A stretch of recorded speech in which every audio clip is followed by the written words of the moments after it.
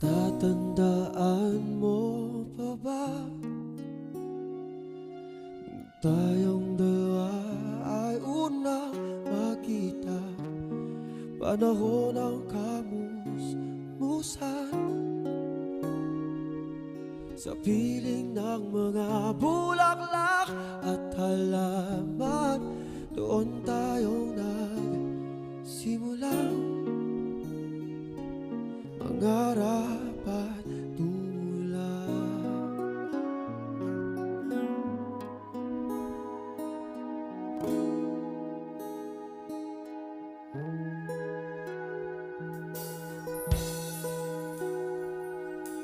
Natatandaan mo pa ba